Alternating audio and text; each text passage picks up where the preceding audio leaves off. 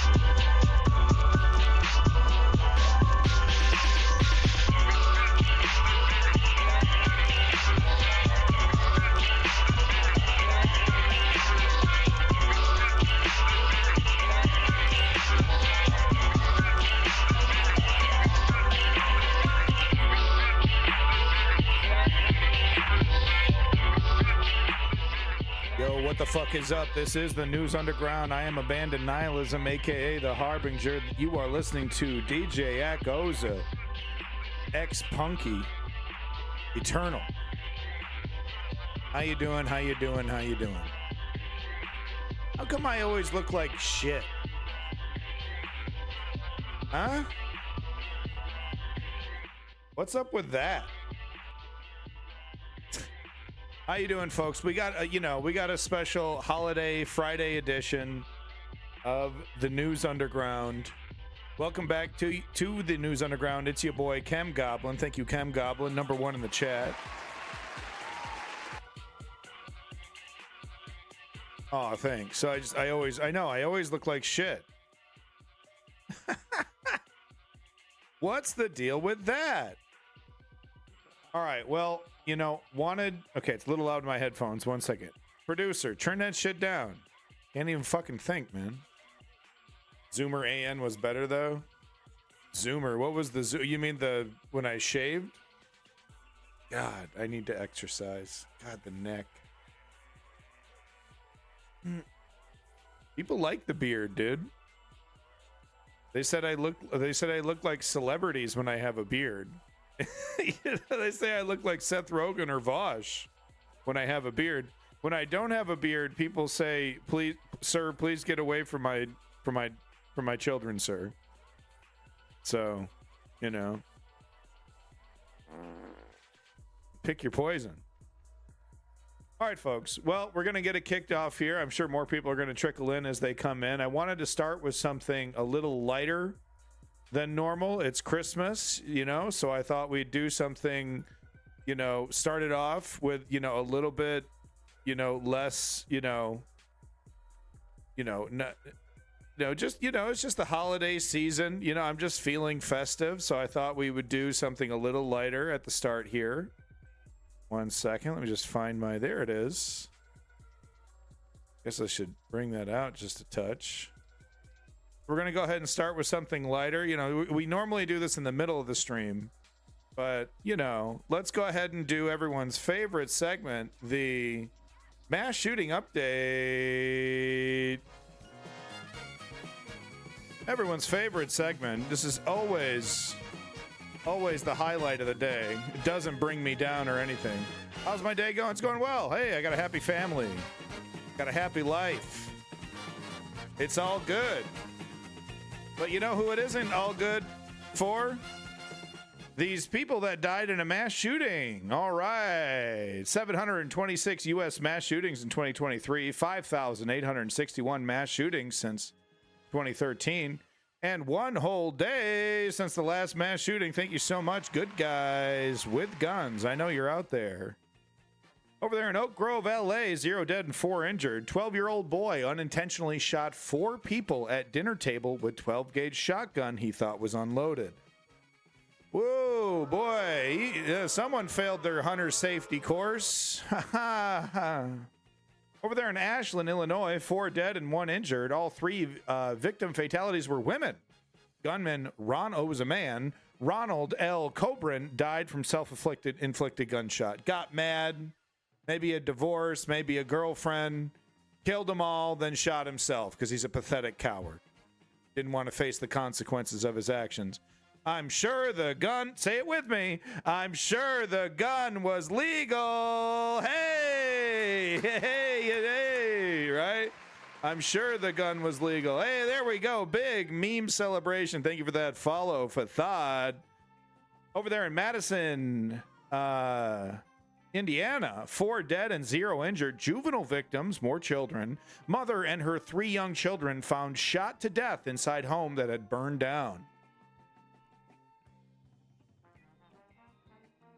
Keeping it light on a holiday Friday, folks. Las Vegas, Nevada, 4 dead and 1 injured. Domestic juvenile victims, more children. Man fatally shot woman and 2 children, critically wounded a 3rd child, and then fatally shot himself like they all do because they're all cowards. All 3 children were under 14. Ooh, gunman Marvin Ray Patterson died from self-inflicted gunshot. Legal gun. Shot up his family. Hey, this is the month for it. Over there in Chicago, Illinois, 0 dead and 4 injured juvenile victims. 2 juvenile victims, both 15 among the wounded. Gunman, unidentified 16-year-old male, also wounded. Unclear if self-inflicted. And there you have it, folks. It's America's #1 show. The mass shooting update brought to you by Garbage Fuel, the #1 drink mix company in the world. Garbage Fuel would like to remind you that nothing will ever change. This is it. This is your new reality. Welcome. Welcome to the purge. Welcome to the purge, folks. All right, I just wanted to get that out of the way because it always, for some reason, even though it's such a light and breezy segment, it always brings me down in the middle of the damn stream. It always makes me depressed. And I was like, you know what? Let's just bang out the mass shooting update right first thing out of the way. Let's make this a holiday tradition, right? Big props to the Christmas Vaporwave mix. And thank you for that follow, Fathad. You've been watching for a little while. I'm surprised you weren't following already because I know you want to keep up to date with that hot news, my once a week streams. That's why you watch my show. Folks, I'm trying to improve the streams. Welcome back, strategy member, by the way. I'm trying to improve the stream. I'm trying to increase the amount of streams. Trying to make it happen. Gotta get the filter ready here. That says without shooting signal and a dark sign of the day without incident counters and going to much anytime soon.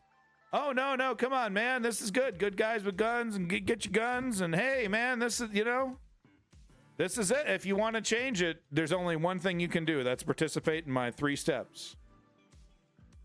Become a political activist, demand political change, fight against this gun anarchy. They're perfectly happy to rip the rights out of a woman's body autonomy. You don't think that they're okay with complete and total gun anarchy across the entire United States? I mean, imagine. I mean, sky's the limit. Sky's the limit with this kind of gun anarchy. I hope people get offended with my segment. Because if people are getting offended with my segment, maybe that's possible that they're also offended by how many 10 kids did I list off? Little under 10? Maybe they could, scrape a little bit of that indignation off and, for the right direction there. Vote properly, folks, and don't just vote. It's going to take, because the whole thing, man, what the fuck you gonna do when you can no longer vote your way out of this fucking problem? And let me ask you something. Oh, that's not I don't want to deal with a hypothetical. Bitch, it isn't a hypothetical. It's your motherfucking life. It's America, bitch. And I'm not talking to my chat, of course. I'm just talking to the proverbial straw man that I put before me. You know what I'm fucking talking about. This is the 11th hour. This is the motherfucking end game. This is the end of American democracy, bitch.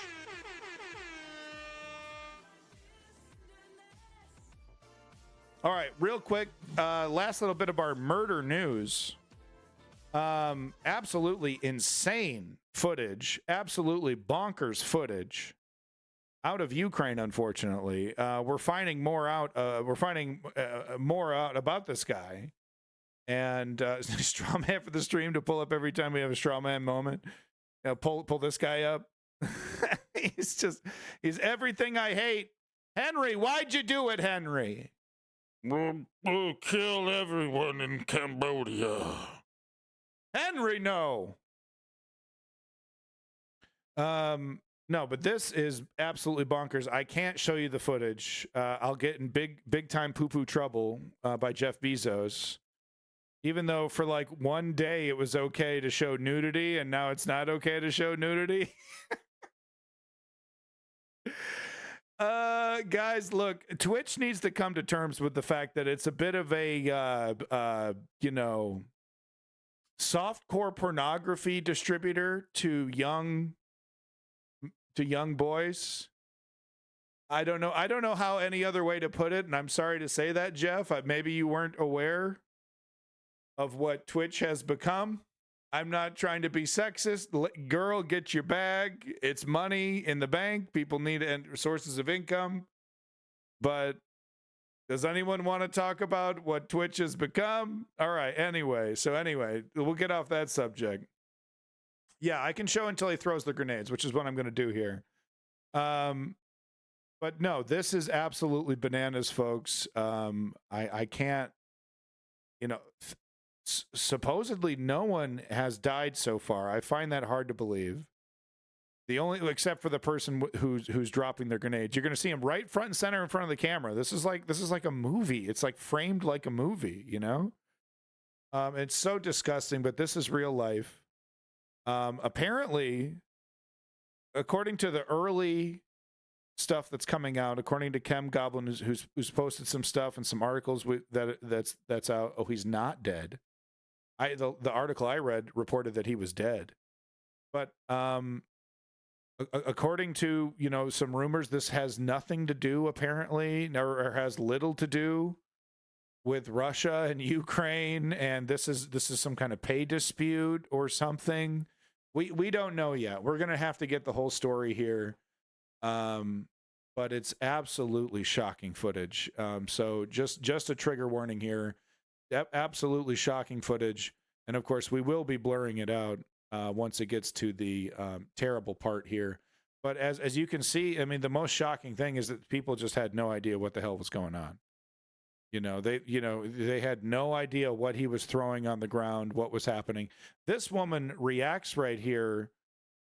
I think when he lets go of the grenade, I think parts of, like, a piece of the grenade hits her, like the metal part, because she is reacting before anybody else is.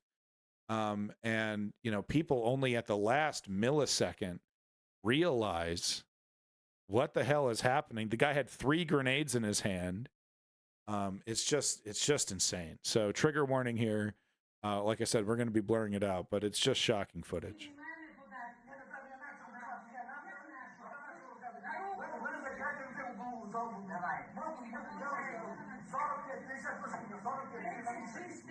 Comes out. I guess he got his hands in his pockets.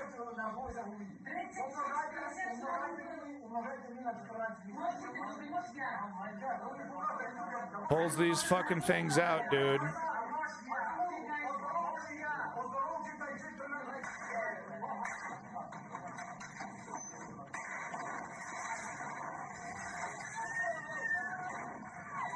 And a third one to boot.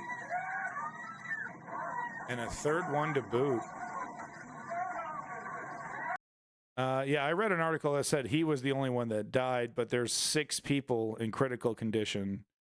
Anyway, absolutely shocking. I'm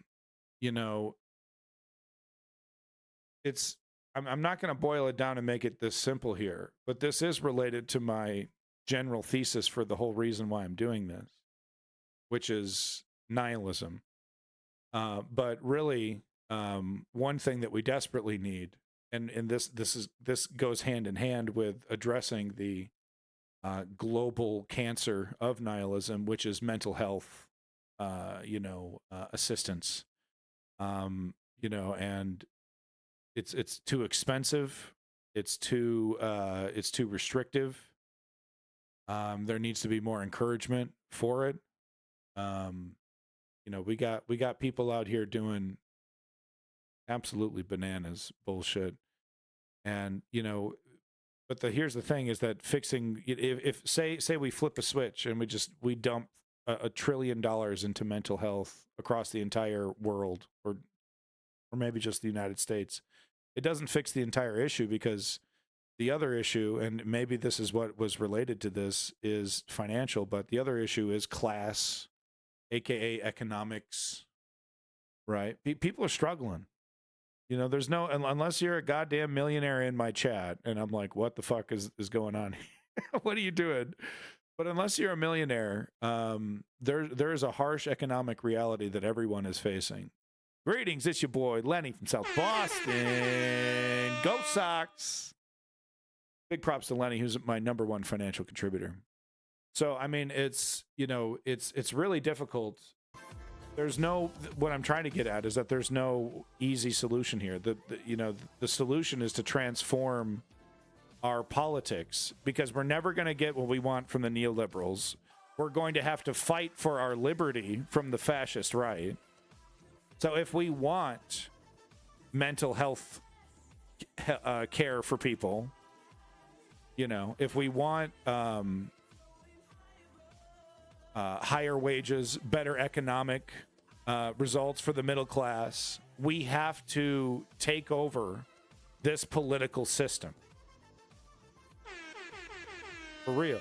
We got to take over the political system, and not through a goddamn revolution. Chill out, comrade. I'm talking about boots on the ground, nuts and bolts politics. Okay? I'm talking about, look, tune into Steve Bannon, and just every time he says something, about the right, just pretend he's saying it about the left. What I'm trying to say is that you need to get militant about this. We need to get militant about converting the Democratic Party into a progressive party. We need to make them hurt politically if they don't do what we say. Look at these prices. My God, these are amazing prices. For a double chocolate cake, $3.99? Fuck, man, that's highway robbery. All right, so we're moving on to our world news here. A lot of world news. I actually just went through the global conflict tracker and picked out a few juicy ones. I'll do the nuts part. You kids are so horny on the goddamn internet. I'm a millionaire at heart. You can just lie to me. It's okay. You can tell me you're a millionaire. I'd believe you. You're a hardworking guy. I'd believe it. I'm a millionaire only technically because I bought a mortgage way over my head. I mean, not even technically, but I'm damn close. I'm never paying this mortgage off, ever. Are you kidding me? Hey, how much is this house? It's literally every dollar you've ever earned in your entire life. Did you save every dollar you've ever earned in your entire life? No, I bought food and stuff. Sorry, no house. Unless you want to ask a bank. Oh yeah, I guess we'll do the bank thing. We'll do the mortgage. Are you wrong about that phenomenon? Why do people care less about adult women with little boys than the opposite? Oh, you're talking about Twitch there. I mean, I'm not a sociologist. I couldn't tell you why humans behave the way they do. I do think, though, it is interesting what Twitch has kind of turned into a part of Twitch. And I'm not trying to, I think Twitch is a really great piece of technology, and it's clearly, very useful for spreading information. Hey, man. Well, you're on your way, Davey. That's a good salary. Congrats, Davey. Can I have the 3 cents? Yeah, kid. Bing. Yeah, what is that? That's so hyper specific. That's ridiculous, by the way. What'd you do? Copy and paste from your spreadsheet? Okay, folks. World news. Guess what? The biggest shocker of in the biggest shocker of the century news. Taliban here. Taliban closes shelters for women fleeing domestic violence. So yeah. Just and I think talking about the Taliban in Afghanistan is especially important because we spent $1 trillion+ there, and we didn't even conquer it. We didn't even get the lithium, the copper. Why didn't we just hand that money over to the military industrial complex and just get it over with? What the fuck was Afghanistan? Okay? I mean, and look, the people that are pumping up Israel, I think they might be having a reckoning kind of similar to this as well, because it's like this entire, you kids don't remember. There's a lot of kids who don't remember the whole narrative that we were going to defeat the Taliban and yada yada yada. It was non-stop, and it was unquestionable. And there were these graybeards. There were these older folks that were like, golly gee, this sounds a whole lot like when we said we were going to defeat the Viet Cong. And it's just, and like, we were going to be able to blow them out of the water and we got superior weapons. And all of that was technically true. And in Vietnam, we technically won every battle. But we lost the war. And it's the same exact thing with the fucking Taliban. We lost the war to a bunch of guys in AKs and sandals, and they read one book. And it's not The Art of War. Okay? You know what I'm saying? It ain't it ain't Machiavelli's Art of War. He also wrote an Art of War. Been learning more about Machiavelli. He's a very fascinating guy. So anyway, I wanted to make this front and center and do a little rant on this, because can someone fucking tell me what Afghanistan was about? $1 trillion. You ever feel bad about losing some money? Maybe you spent it on a lottery ticket or you lost your wallet or something. Just imagine losing $100 trillion and getting fucking nothing for it. I guess, some guys got rich in the military industrial complex. Some guys got some money. You're fascinating. Okay.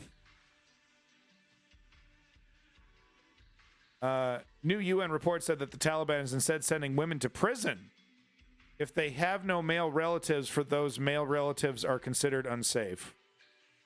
Wow. So these are women that are getting beat and they're fleeing domestic violence. So that you run to the cops, you're like, oh my God, help me. My husband is a maniac. It's a common occurrence all around the world, but especially in theocratic, misogynistic societies like the one the Taliban had built. So they go, okay, do you have a brother or a father to run to? No, they were all killed by Americans. Sorry, that's a low blow. But no, I don't have any male relatives. Okay, well, we got a jail cell for you. For getting her ass beat. Taliban officials did not respond to a request for comment about where women seeking refuge from gender-based violence should go. So there's your Afghanistan Taliban update. They're having fun. Over there in Pakistan bans media coverage of former PM Khan's trial. So this is just kangaroo court shit. We all know what's going on here. Why even bother? We're not going to forget that this was a sham for like 100+ years. You know what I mean? It's like an old school idea, because they used to be able to get away with shit. They used to be able to get away with, certain shit. Change the narrative. The internet's memory is long. And those comment sections are very quick to bring up inaccuracies. But they try and try and try. They never stop. But look at the Republicans. They just passed that bill. I think I have some coverage of that.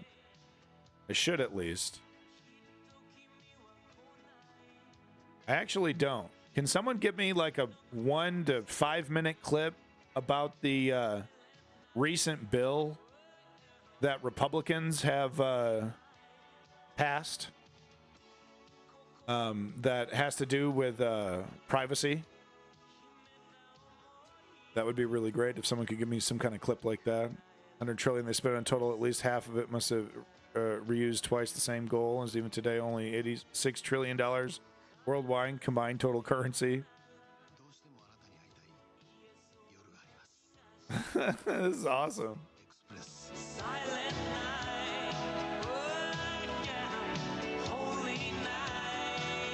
Makes me want to get on a plane and commute. Or is that a train? I want to commute. I want to be a commuter. The Pakistan bans media coverage of former PM Khan's trial. And it's kangaroo court shit. Oh, wonderful.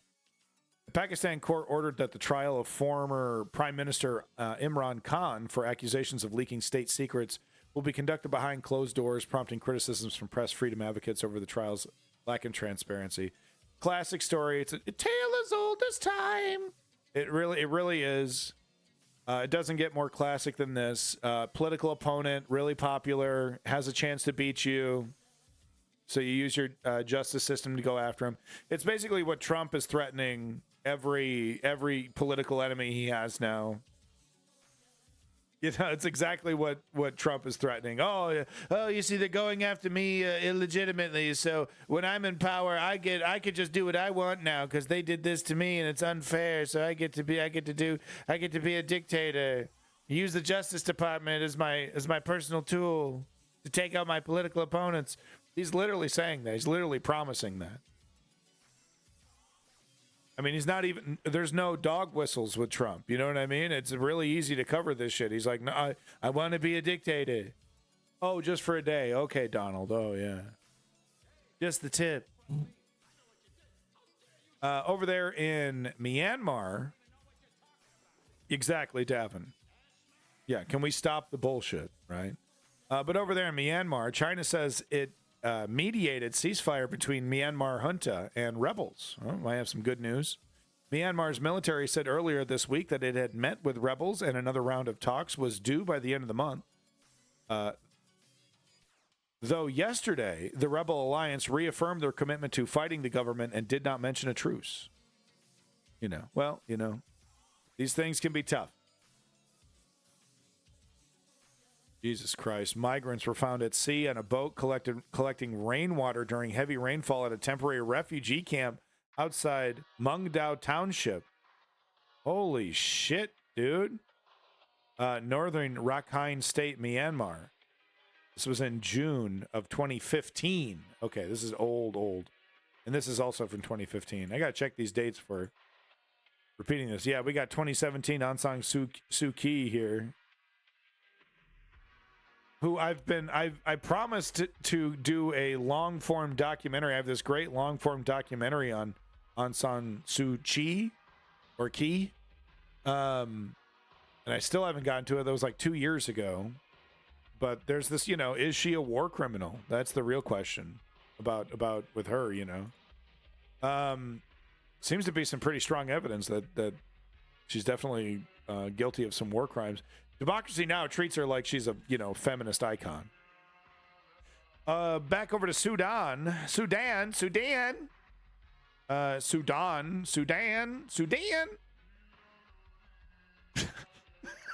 I broke.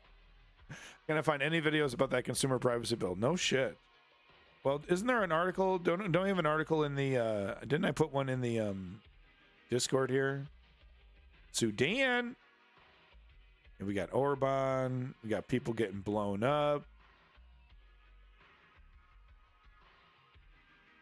What? We don't have Mika Brzezinski bitching about that?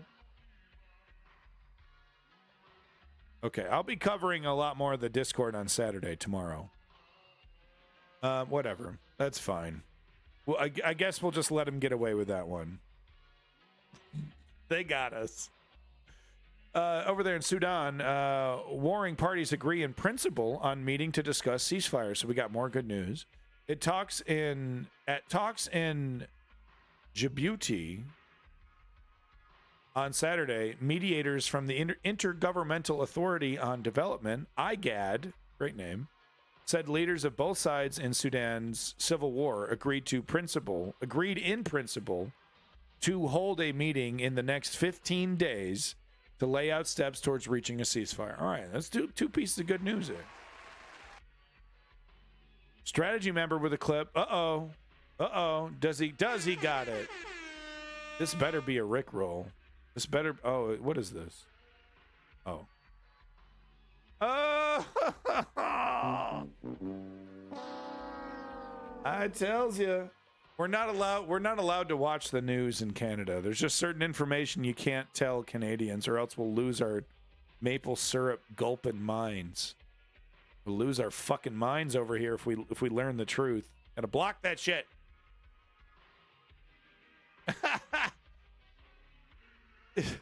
Introduced bills to improve consumer privacy protections. Really? Is that what it does? Okay, I don't have time to read this. Thank you, Davey. This is technically what I'm looking for, but not going to work for the stream.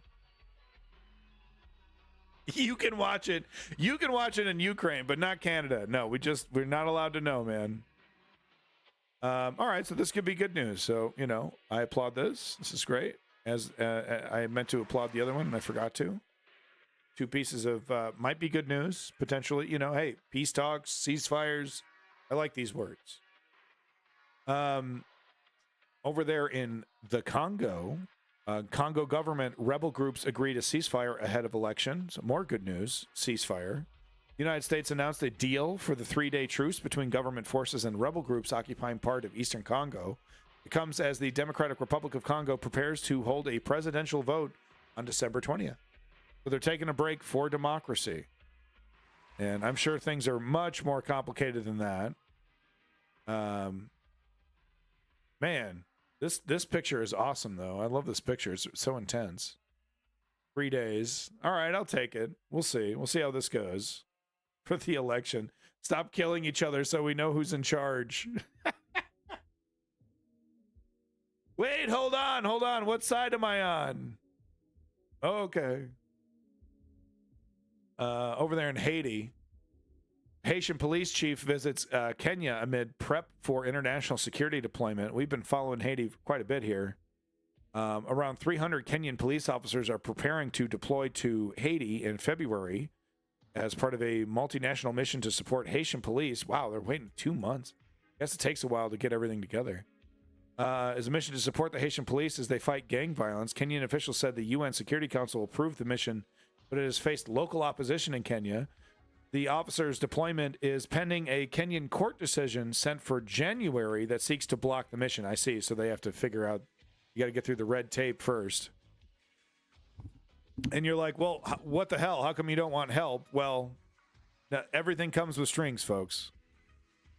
Once the leaders determine, everyone knows who to kill. Okay, good. Everyone back to the killing fields. Let's go. Come on. Oh. It's just a 3-day weekend. Come on. I don't know what else to do, okay? What, am I supposed to be somber? And it's every fucking day, this shit, this news. People dying, blowing each other up. None of it's a fucking necessary. None of it. None of this is necessary. We got enough food. We got enough money. We got enough technology to feed and house and keep everybody on this motherfucking planet happy. Tell me I'm wrong. No, Chem Goblin, no. I refuse, goddammit. I don't care if I'm the last motherfucker on Earth.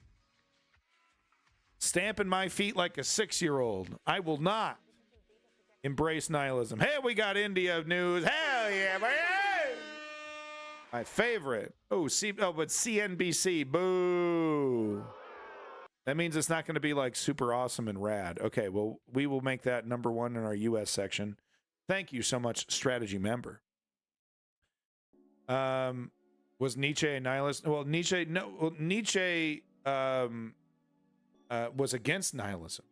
He was doing exactly what I'm doing, which is talking about the danger of nihilism, about how, okay, we've killed God.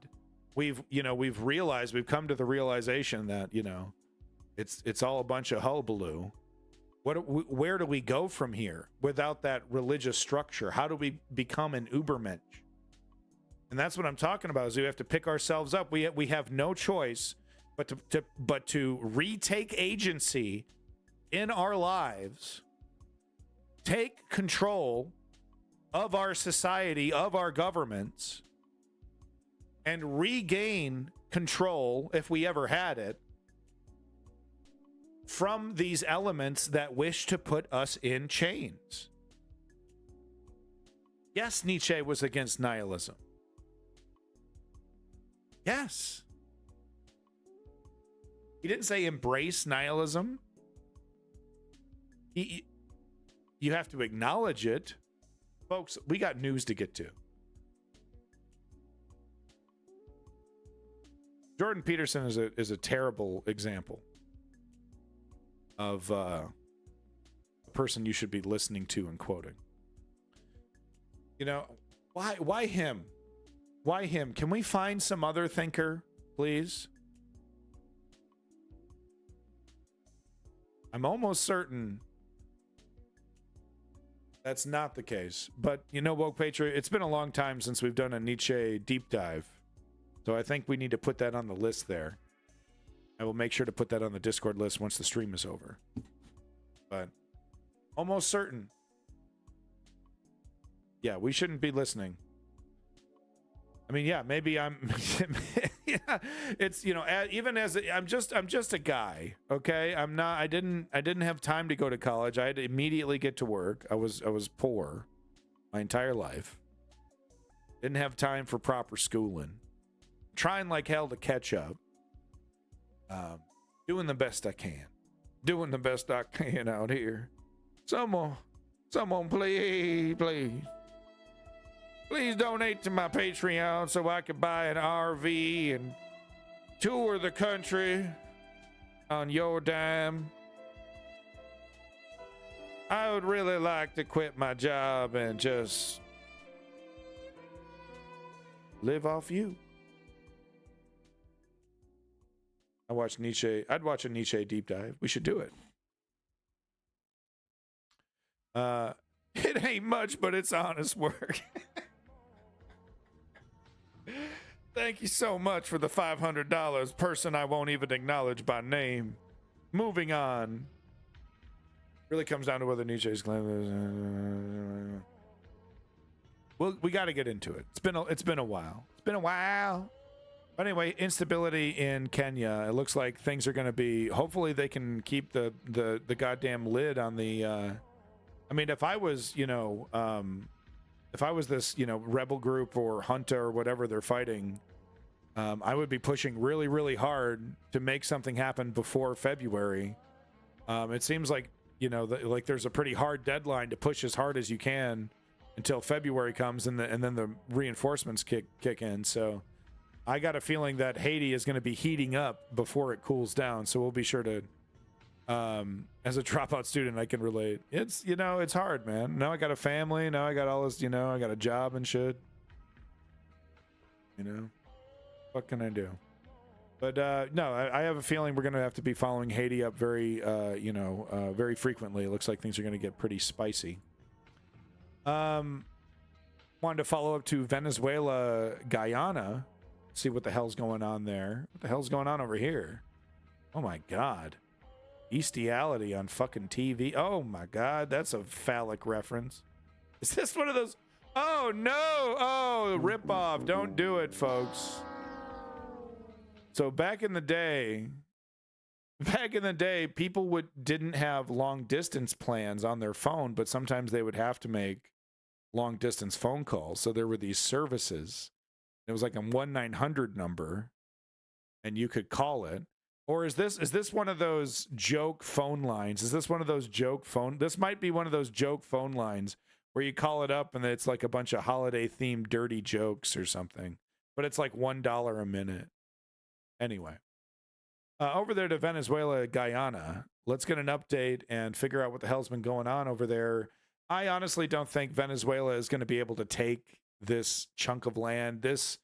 What my gut is telling me is that this is saber rattling for the election. But let's hear what somebody who actually went to school has to say. Venezuelan President Nicolas Maduro and Guyana President Arfan Ali met in the Caribbean yesterday to talk about Venezuela's claim over an oil. Well, Woke Patriot, your opinion is respected, because, you know, if we're outside the realm of respecting people that are well read, we're truly fucked. Okay, we do need to get back into that, but we have to fight for our right to have time to read. You know what I mean? It's like the day-to-day grind is so difficult. How do we have time for anything? Last night, I had like an hour to myself. I was banging out some notes for this book I've been trying to write, right? And I was like desperate in bed, like banging out as many notes as I can before I'm like passing out. Right? I get like a golden hour. I get like 11 to 12. But, you know, the streaming time is very special. My wife and I work very hard to try to find time for me to stream. So But outside of this, it's like kid. It's all about that damn kid or my fucking job. My fucking job. I love it. Woo, I love it. Oil-rich region in Guyana. Venezuelan President Nicolas Maduro and Guyana President Arfan Ali met in the Caribbean yesterday to talk about Venezuela's claim over an oil-rich region in Guyana, both sides agreeing not to use force or escalate tensions, but they did not resolve the dispute. Joining us right now with more on the dispute's implications for geopolitics and the energy markets is our very own longtime chief international correspondent, Michelle Carusa Cabrera, now, of course, a CNBC contributor.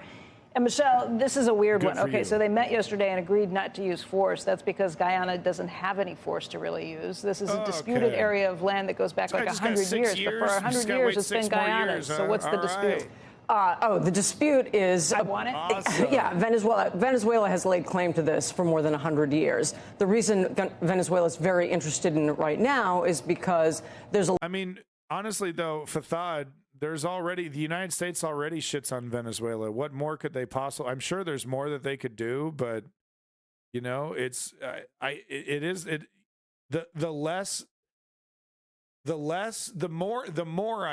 more the United States rejects Venezuela and like pushes back on Venezuela joining, the rest of the world and attempting to delegitimize it, the less control the West has over Venezuela's actions, 11 billion barrels worth of proven reserves there, and now you've got ExxonMobil in there, you have Hess in there, and you also have the Chinese state oil company CNOOC drilling like crazy there. So Venezuela, even though they have 300 billion barrels of proven reserves in Venezuela that they can't manage to drill on their own, they would like to lay claim to this area as well. So this is why there's been a rising tension and escalation. Yeah, isn't there a bunch of fucking jewels and gems and precious metals and shit in here too?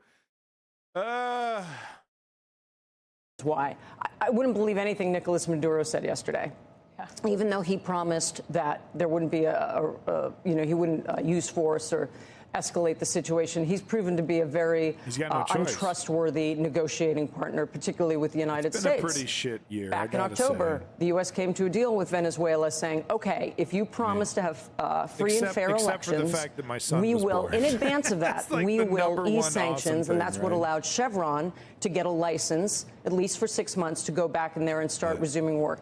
Within 2 weeks of that agreement, he outlawed the opposition candidate and said that the person couldn't run for office. Lenny, 75 years wise. Congratulations, Lenny. Thank you once again for being a loyal viewer. But no, congratulations. That does need to be celebrated. Congratulations, Lenny. So he's already backtracked on that deal for the kid. To the point where, the Financial Times has written an editorial saying that the U.S. should reimpose the sanctions right away because he's so untrustworthy. It's an intractable situation. The sanctions haven't worked very well. This is a country that is in dire straits, maybe, on the verge of a failed nation. Maybe we should just keep shitting on it. Yeah, failed nation. Yeah. No, does this have anything to do with our terrible policies against Venezuela? You know what I mean? We're just totally in the clear. Like, oh no, we had to treat Venezuela like a, like villains because they refused to let ExxonMobil run their entire oil industry. I mean, it's the American exceptionalism on mainstream media is tiring. For its people. Right. So, the Biden administration was incentivized to get something done for a lot of the reasons that you're talking about, right? If you get more money in there, et cetera. Also, because to have more oil on the world market would be better to help lower prices. And the other reason they were interested in coming to a deal is because Venezuela also began allowing the repatriation of Venezuelan migrants. So in the middle of this migrant crisis that's happening in the border, affecting cities like this one in the United States, where we've had thousands and thousands of Venezuelans coming to places like New York City, the U.S. was able to send some back, and that's actually disincentivized Venezuelans from coming to the border because they don't want to be sent back. So Maduro's got a lot of leverage here, and this all plays into that. He can up the ante. He can, he's not going to follow through on the promises about democracy. DCH has had a pretty shitty year, but now he's got this. Oh, I won't invade if you promise not to raise the sanctions, is what the analysis out of Washington is why he's doing this. Even Darren Woods, though, the CEO of ExxonMobil, has said that this is something you got to pay attention to. It may be more than just bluster.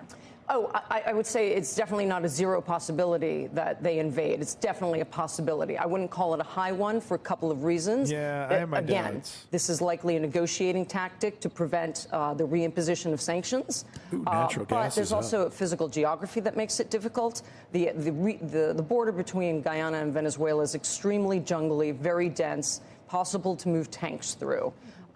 People who are familiar with the area believe they'd have to go through Brazil. They'd have to go around, and Brazil does not want that. Yeah. The president of Brazil, Lula, does not want that. They've dispatched the military to that area to try and prevent that and to show deterrence there. And the other reason why it's less likely to happen is Maduro doesn't have a single ally in the region that wants it to happen. That's a pretty good deal. His would-be allies, the more leftist leaders of Latin America, the leader of Mexico, the leader of Brazil. These motherfuckers, they got a CNBC face mask. Look at this shit. Look at this shit. Bro, shut the fuck up. They're cloth, too.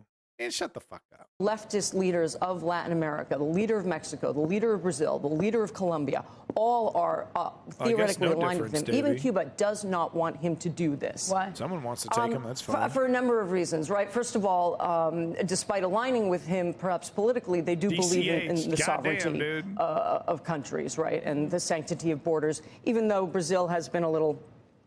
has equivocated a little bit on the situation in Ukraine. Don't put that aside. Guyana has historically been aligned with Cuba for a very long time and has often voted with them at the UN on various issues. So, this is not something that he will necessarily have support from the rest of Latin America. Because you're taking one of us on. Right, exactly. Okay. So, yeah, my prognosis, my guess has not changed. This feels like saber rattling. Ain't no way, because it's not an easy one and done. If it was one and done, roll in with the military, take this shit, and then deal with the political fallout, or the benefits of doing it, maybe. But I think it's too easily it could too easily turn into a quagmire. I think this is just saber rattling for the fucking election. The subtitles suck. They do. We got an Armenia update, folks. Armenia and Azerbaijan. More good news. It's actually, I probably shouldn't have started it off with the mass shooting update, because this has been a little bit of good news. Lots of peace talks, lots of discussion. And what do we have here? Armenia and Azerbaijan exchange prisoners at border. From Reuters. Azerbaijan and Armenia traded prisoners of war at their border on Wednesday. It signals a step towards the normalization of a decades-old conflict between the two countries. Azerbaijan set 32 Armenians free, while Armenia handed back 2 soldiers they've held since April. Russia's TASS news agency also reported on Wednesday that the countries were discussing withdrawing troops from their shared border, though no decision had been taken. The South Caucasus neighbours have fought 2 wars in the past 30 years over Nagorno-Karabakh, a mountainous area that is part of Azerbaijan, but where ethnic Armenians had established de facto independence in the 1990s. Azerbaijan recaptured Karabakh in a lightning offensive in September, prompting most of its 120,000 ethnic Armenians to flee to Armenia. Upon announcing the prisoner release last week, the two sides said they reconfirmed their intention to normalise relations and reach a peace treaty. It's welcome news for the United States and European Union. Both have tried to persuade Azerbaijan and Armenia to settle outstanding issues, including the demarcation of their borders. Armenia and Azerbaijan were both part of the Soviet Union, which collapsed in 1991. Russia regards itself as the security guarantor in the region, but its influence has declined in recent years due to the war in Ukraine. Wonder why? Maybe it's because their military is like the only people their military is worth a damn against are fucking barely armed civilians. Whoops! I think I picked. Oh yeah, there's my Taiwan one. Okay, yep. Wanted to do a little update on Africa here. So we got 2 stories from Africa News, my favorite African news source. Kenya, hundreds of people trapped by raging floods. Definitely not good news. Floods in Kenya have killed at least. Wow. Do you like really loud volumes? At least 170 people and displaced more than 600,000 since the onset of heavy rains in November. Tens of thousands of residents in the country's north have lost livestock, farmland and homes. In northeastern Mandera County, inhabitants call for help. While I was running away from the rains and the flood water, I fell down and broke my hand. After this, my family and I came here, the young and old ones alike. Since then, we've been waiting for a solution to this problem. We are pleading with the government to support us. The rainy season, which starts in October in the Horn of Africa. And this goes back to what I'm constantly bringing up, because of course the West needs to be helping. We should be donating, you know, the aid agencies should be out there, of course. But where is the Kenyan government? You know, why is it just assumed that, well, they're just so corrupt and incapable of helping and doing anything? And I'm not going to blame I'm not going to be a conservative or, oh yeah, well, it's because you helped them, that's why. You know, like people are animals, you know, like, oh, you feed the pigeons, they got more pigeons. There you go. No, it's more complicated than that. But it just, where is the Kenyan fucking government? You know, where are the African governments when shit like this goes down? It's just, they're totally just fucked. Is being amplified this year by meteorological phenomenon El Nino. Okay. 38 of Kenya's 47 counties were affected in early December. Where's Obama? We don't have food. That's our main problem. You know, unironically, he's got time on his hands. He's got money for a fucking plane ticket. We have nothing to sleep on, and Get there your are ass snakes. out there. We are complaining because there is a woman who gave birth without medical help, and an old woman broke her arm, and there was nobody to treat her. When a child... Oh no, it's terrible news. I'm gonna back this up so we get the whole story here. But that would be funny if Obama just starts doing a bunch of activism in Kenya just to troll people. That would be funny. And an old woman broke her arm, and there was nobody to treat her. When a child suffers, they ask their father for help. DCH is high. I can tell. He's laughing at my jokes. Kenya's military continues nationwide effort to evacuate hundreds of people trapped by rising waters. In affected counties like Mandera, food items are distributed to the displaced. The UK High Commissioner to Kenya visited the country on Wednesday. Climate change is one of the greatest challenges facing everyone in the world, but you see it really acutely in places like northern Kenya, where the impact of the drought, with all the livestock dying, and now with the floods on people's livelihoods, has been absolutely enormous. So we're committed, as I said, to dealing both the short-term consequences, what can we do for cash grants, food, medicine and other vital supplies, but how can we build systems nationally and internationally to deal with the effects of climate change. Kenya's meteorological department has warned that heavy rains will continue into the new year and issued preventive evacuation warnings. Jesus. You know, they really don't need much. They don't need much. And I really do feel like, welcome back, Spanner. Is that you, OG Lee? It really wouldn't take much. I mean, it is complicated though, because you can't, no, welcome back, OG Lee. It's your boy. They threw out my last account. Don't be faking the funk, Chem Goblin. That is not allowed on this stream. You are not allowed to fake the funk. All right, so moving on to Somalia. Positive for economic revival after IMF debt relief. So we got some IMF stuff. So, folks, the history of the IMF is not a good history, and it is a very political body that utilizes debt to allow oligarchs to control countries. It's not a great organization, I gotta say. Not the best. With that said, you know, it is possible. There are some success stories. It's not a total scam, but it is a very checkered history. But let's hear the story and let's see what we got here. We want the funk. Give up the funk. Sing it. We want the funk. A debt relief of $4.5 billion from international creditors, IMF and the World Bank, is the latest news to greet Somalis. The IMF noted on Wednesday that Somalia was deserving of this, having maintained a track record of sound macroeconomic management. I'm sorry to hear that, Lee. We're very happy because we're going to see our economy improve. This will relieve us of a heavy burden. Somalia will benefit from this major debt relief. Somalia can now issue its own currency, the country's economy will improve, and we will be able to build infrastructure such as a new airport. The green light comes as Somalia reached the completion point of the Heavily Indebted Poor Countries Initiative, HIPC, according to the IMF.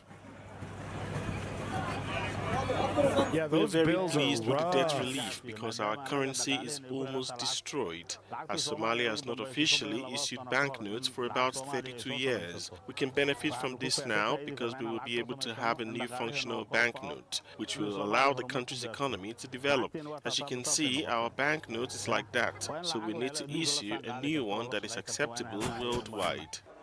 But there is more good news to come for the East African nation. The U.S. Treasury Department has said that Washington intends... You see what I'm talking about, though? 30 fucking years? You have 30 fucking years to fix this problem. Where are these governments?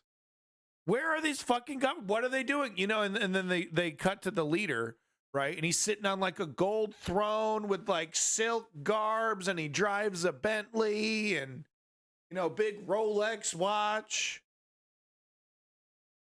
Meanwhile, oh yeah, we don't have the money to even print new paper bills. It's not a race thing. Don't even try to make it a race thing here. Okay, it's just the acceptance of political corruption in Africa. It is bananas, dude. It's complicated though. It is complicated because the West has a big role to play in helping fix this problem, and the West is not interested in fixing this problem. That's a big problem. to cancel 100% of its remaining claims, bringing the total amount of U.S. debt relief for the country for Somalia under HIPC to around $1 billion. Yeah. No, I mean, it wouldn't surprise me, DCH. I thought that was the actor. All right, in our last bit of world news, we're going to cover Taiwan. For some reason, they got Mika Brzezinski out here to talk about Taiwan. I guess Morning Joe was having a Morning Joe and maybe a donut in the back there. He was a little busy, so they got Mika out here. These people are on TV like 4 to 6 hours a day. Okay. So thank God they find the time to talk about actual news once in a while. Taiwan's presidential candidates are campaigning in full force for the pivotal upcoming election set to take. Okay, Davin. Let's take a look here real quick. Prime Minister of Myanmar. Learn about dictatorship when they require to be very badly photoshopped out in propaganda. In Burma, the junta leader Min Aung Hlaing pistol and lack of security when appearing in public, and his thinning hair were both taken away. I don't know which one is more funny.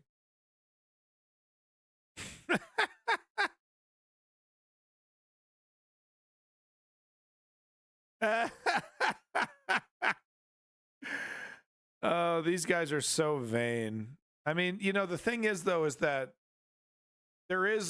real politic is a thing, and this stuff can affect you. I mean, everyone remembers Michael Dukakis in the United States. So I kind of get it, but it's so comical in its own way.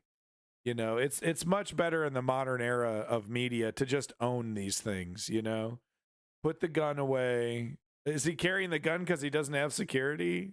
Holy shit. All right, so we got it from DCH here real quick. More proof of exactly what I'm talking about. Somalia starts trial of ex-officials in 10 million theft. And this is what we see. It's not just this one guy. He's not an anomaly.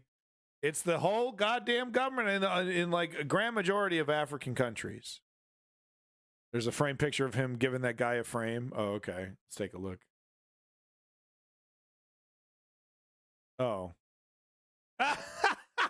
Even the woman, his wife, is the same. Oh, my God. What in the world? Wow, this is weird. Like frameception. Okay, anyway. Totally weird. But exactly what I'm talking about. Yeah, it is weird shit. All right, so back to Taiwan here. Let's finish up our world news so we can move on. Take place next month at a moment. This is about the Taiwanese election coming up. Of high tensions across Rob, the Taiwan Strait. This as China ramps up military, political, and economic pressure on the democratic island that Beijing claims as its own territory. The move raises concerns about possible Chinese efforts to influence the election. Let's bring in NBC News foreign correspondent Janice Mackey-Frayer live from Taipei, Taiwan. Janice, what's the latest? What's going on, Janice? The election will be held here on January 13th, and this is in a critical phase because for the first time, it will be a three-way race between the ruling DPP, the Democratic People's Party, the main opposition, the KMT or Kuomintang, and a new party, the TPP, which is looking to gain support among people who are tired of the two political mainstays. One of the primary issues facing voters is cross-strait relations. How does Taiwan go about having ties with mainland China when Beijing has been absolutely clear about its intentions? Xi Jinping even telling President Biden last month, face-to-face in San Francisco, that Taiwan will be, quote, reunified with the mainland and China will use force if necessary. Ties have deteriorated between China and Taiwan over nearly 8 years under the DPP. President Tsai Ing-wen, who is not standing for re-election again. Chinese military presence has increased around the island to the point of normalizing military activity, including Chinese jets routinely flying across the so-called median line. Beijing has even taken to calling the DPP candidate for president, William Lai, quote, a separatist and a troublemaker. I caught up with the two main opposition parties, their presidential and vice presidential candidates, to talk about Taiwan-China relations and also ties to the U.S. Yeah. All three parties are looking to deepen for U.S. ties as well as U.S. military support, even if that risks irritating Beijing. 当然，我们也要做谈判。那这当中是两个方向嘛。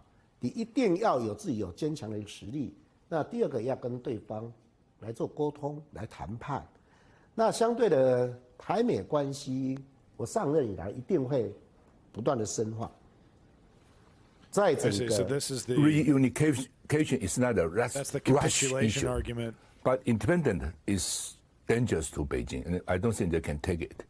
If you were Xi Jinping or I were Xi Jinping, we cannot stand Taiwan going said to be independent. But reunification, well, I think they can wait. It's not so urgent. 刚才讲过从美国的角度它允许的台湾跟中国的交往有一个范围。同样的从中国的角度，台湾跟美国的可以运作的一个范围也有个限制。所以其实我们就在两个范围里面找到一个平衡点。所以你说你讲的没有错，它相当困难。所以这也是作为台湾的总统最困难的工作，就是如何在中美之间取得一个平衡，然后还要维持台湾的自主性。I think it's pretty clear, though, who you got to go with. Disinformation is also spreading here. We talked to fact-checking organizations about what they're seeing. It's not just the overt pro-Beijing messaging to sway voters away from the DPP, but also anti-U.S. messaging, including framing the possible freeze on funding for Ukraine as an example of how the U.S. could someday abandon Taiwan. It's all a reminder of how closely that Beijing is watching this election to see if there's an outcome it can tolerate. Mika. Damn, that's NBC's that's so Janice effective. Mackey-Frayer. So you're out here, and that look what you know, bailing on Ukraine does for U.S. relations. You know what I mean? Because now we have these guys saying like, well, why would you want to side with the United States? Look what happens when you side with the United States. Sure, they got your back for a couple months, and then something comes up, and then all of a sudden you're left stranded. So is it really worth starting a war with China that China is going to be able to finish because we don't know if Uncle Sam has our back? I mean, it's really it's so depressing, man, when it comes to Ukraine. It really is. I mean, Ukraine is right. They just, you know, they're just the stew. They're just, you know, God. They're missing like one or two key ingredients for the perfect stew is what I was trying to get at, you know? It's so depressing. Live in Taiwan. Thank you so much. Richard Haas, your thoughts on this?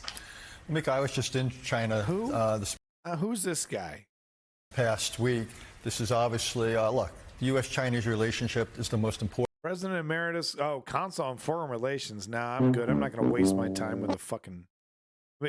you know, it's pretty clear, you know, we're going to defend China. We're going to defend China. All right. Now that I said that, I got to actually listen to it to make sure I was correct. Important relationship of this era of history.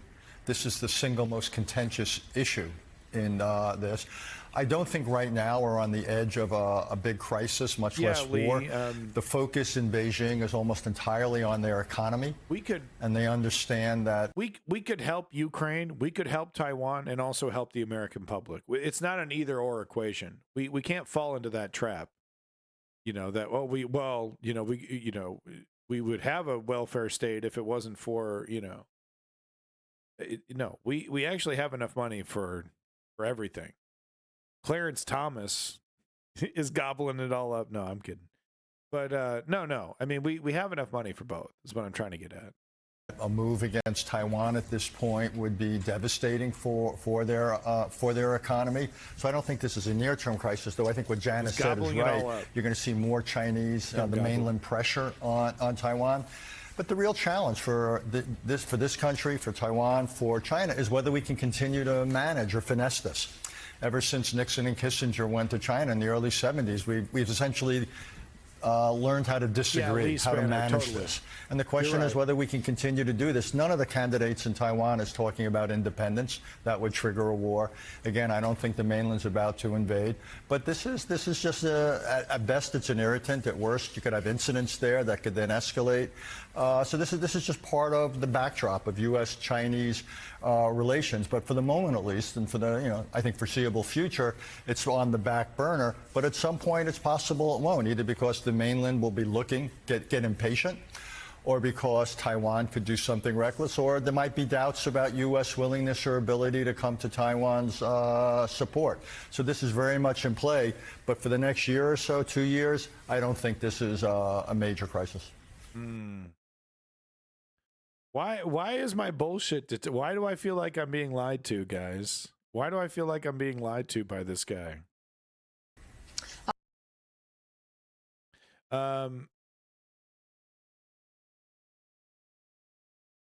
There we go, folks. That is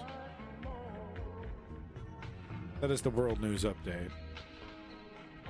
Sorry, just clicking on things here. We do have, I did have a very small UK segment, so I do have a little room for this viral news chick clip. I try to avoid talking about shit like this, but it's too juicy, it's too funny. All right, so we got UK, and we're just gonna also do climate in here as well. I guess let me just squeeze this in here.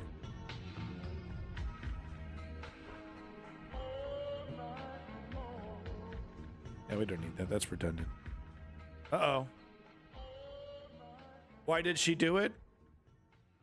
Fame. Social media fame. Clout. She wanted to be in FaZe Clan.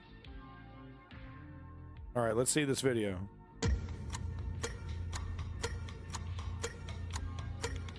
Oh.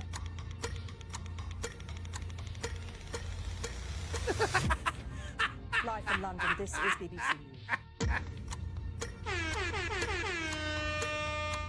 She was just goofing around. Just goofing around. Live from London. Normally there would be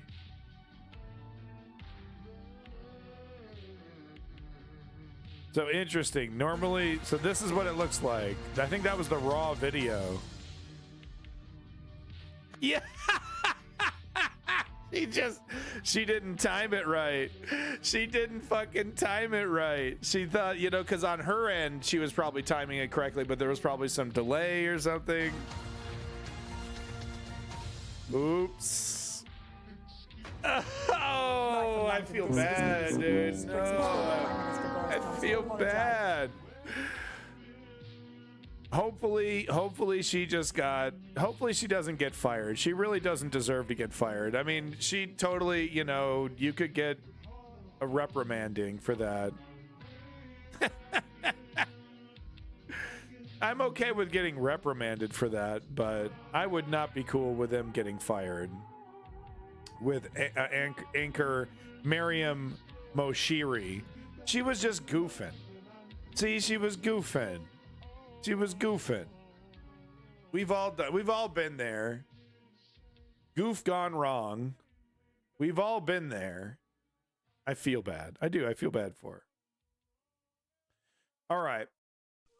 So the big hullabaloo right now out of the UK, besides all the Rishi Sunak fucking crap, it's like nonstop over there. But you know, something I recently learned about police in the US. What? They're super nice guys. Super awesome, nice guys. Yeah, 716.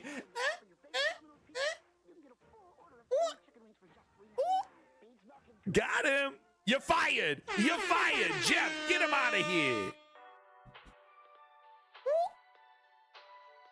Oh no. Our hosts are human beings. We can't have that. Piers Morgan denies knowing of phone hacking after judge rules he did. You know, we'll replace UAN. I'm not even getting paid and I'm going to get fired, dog. You don't have anything to fear if you did nothing wrong. Yeah, exactly. Oh, man. I mean, Piers Morgan, you know, okay, to his credit, Piers Morgan has been having a rather interesting and spirited debate on his news program about Israel and Gaza. If you've been following this story, several of his interviews have been coming up, and he's not Sean Hannity. With that said, he's still a shill. He's still a corporatist. Okay. He's still Piers Morgan. Okay. And looks like somebody caught his fucking hand in the cookie jar. So here we go. For you. Okay, got a short statement for you. Today, a judge in the High Court in London has ruled on various cases, including Prince Harry's claim against Mirror Group newspapers, where I was an editor until 2004. The judgment finds there is just one article relating to the Prince, published in the Daily Mirror during my entire 9-year tenure as editor, that he thinks may have involved some unlawful information gathering. To be clear, I had then, and still have, zero knowledge of how that particular story was gathered. Judge disagrees. You know, well, you know, Piers is used to just making shit up, and then it becomes true. So I guess it's pretty comfortable for him. All his other claims against the Daily Mirror under my editorship were rejected. With regard to the judge's other references to me in his judgment, I also want to reiterate, as I've consistently said for many years now, I've never hacked a phone or told anybody else to hack a phone. And nobody has produced any actual evidence to prove that I did. I wasn't called as a witness. I guess the judge is just making shit up then, huh? It's important for people to know this by either side in the case, nor was I asked to provide any statement. I would have very happily agreed to do either or both of those things had I been asked. Nor did I have a single conversation with any of the Mirror Group lawyers throughout the entire legal process. So I wasn't able to respond to the many false allegations that were spewed about me in court by old foes of mine with an axe to grind, most of which inexplicably were not even... I mean, how long is this going to go? You know, yeah, no, the whole world's against all these assholes. That's why. And the whole world hates them because they're just telling it like it is. I'm so tired of this defense. Oh, they're just out to get me. They're just out to get me. Really, just every judge, every person involved in the process. It's just a big fake witch hunt. Like we live in a third world country. Like these aren't legitimate processes. You know, I understand. Like, you know, our justice system is not perfect, and people will get convicted. You know, innocent people do get convicted on crimes that they did not commit for various reasons. The thing is, that's funny with these guys, these political celebrities, is that their trials are heavily scrutinized, and they never get to this level without legitimate evidence, and usually, you know, not without a large body of legitimate evidence. You know, the Trumps and all these others, right? So they, you know, these trials are actually exemplary. Like, there's no chicanery whatsoever. These are, you know, we got real evidence. You're a real crook, and they're like, oh, you know, you can't trust the system. We're victims. It's all politicized. And then what do they want to do? What do they want to do when they get in charge? They want, oh, well, you did it to me, and now I'm going to do it to you. And I'm not saying Piers Morgan over here is like Trump, but that is just the general mentality of these right-wing conservatives, no matter what country you're in, it seems. Been challenged in my absence by the Mirror Group Counsel. But I note the judge appears to have believed the evidence of Omid Scobie, who lied about me in his new book, and he lied about me in court, and the whole world now knows him to be a deluded fantasist. And he believed the evidence of Alistair Campbell, another proven liar who spun this country into an illegal war. Finally, I want to say this. Prince Harry's outrage at media intrusion into the private lives of the royal family is only matched by his own ruthless, greedy, and hypocritical enthusiasm for doing it himself. He talked today about the appalling behaviour of the press, but this is a guy who's repeatedly trashed his family in public for hundreds of millions of dollars, even as two of its most senior and respected members were dying. Boy, you know it's a bad sign when, you know, and he's not coming out here and denying shit, saying, no, it's all untrue. He's slinging mud, and now he's throwing allegations, and I guess this is a big what about argument. What about the fact that other people are criminals or do bad things makes you innocent, Piers Morgan? How does that make you innocent, that other people do bad things? His grandparents. It's hard to imagine, frankly, more appalling. We're talking about a court of law. Than that. As for him saying this is a good day for a judge from a court of law said, been repeatedly exposed in recent years as someone who wouldn't know the truth if it slapped him around his California tanned face. He demands accountability for the press, but refuses to accept any for himself for smearing the royal family, his own family, as a bunch of callous racists without producing a shred of proof to support those disgraceful claims. He also says he's on a mission to reform the media when it's become clear his real mission, along with his wife, is to destroy the British monarchy. And I will continue to do whatever I can to stop them. You look very Merry emotional. Christmas. Oh, he's a hero. He's a hero of the crown, guys. He's going to defend the monarchy to his last dying breath. Long live the king. Oh, Piers, you're the hero the world really needs. He is the hero the world really needs. Good old Piers. I will say this, though. Prince Harry and Meghan Markle, they don't make a good argument for the royal family. You know, if these mediocre, pieces of wood are, really the best that the UK could provide, you know what I mean? Like, these people shouldn't have any kind of power. You know what I mean? They do not qualify to be leaders of men, especially in times of crisis. But they would barely qualify even in times of peace. And I'm talking about the whole royal family, the whole royal establishment. They know how to put caviar on a piece of fucking toast. But what happens when the aliens invade? You think King Charles has our back? You know what I mean? Send me down to the panic room. Post haste. The aliens are here. They want my stolen jewels. You can't have my crown.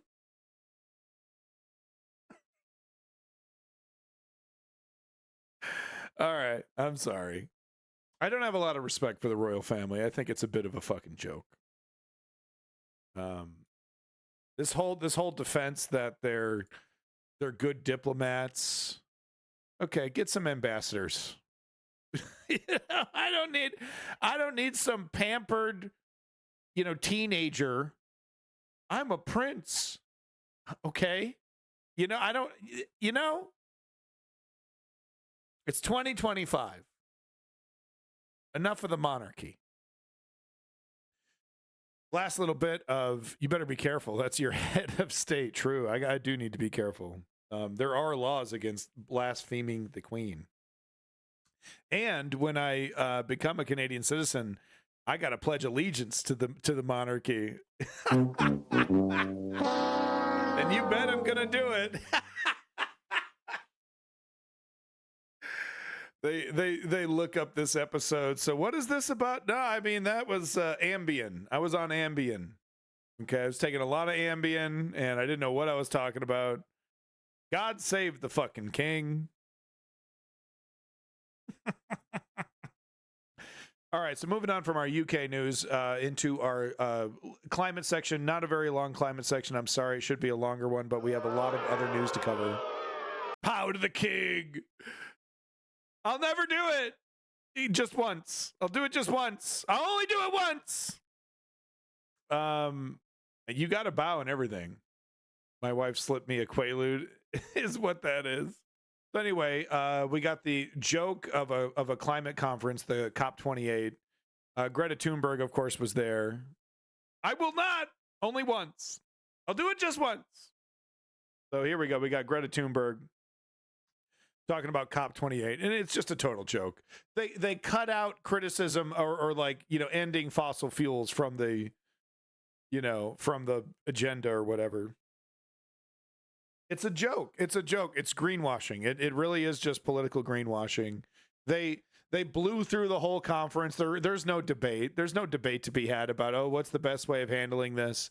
It is literally just a blowjob session.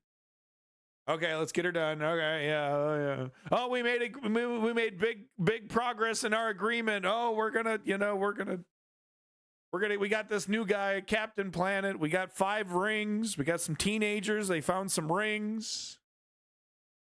We got the whole thing laid out. I promise you, we're gonna do it. And then just fucking crickets the moment they leave on their fucking, jets, on their private jets. Anyway.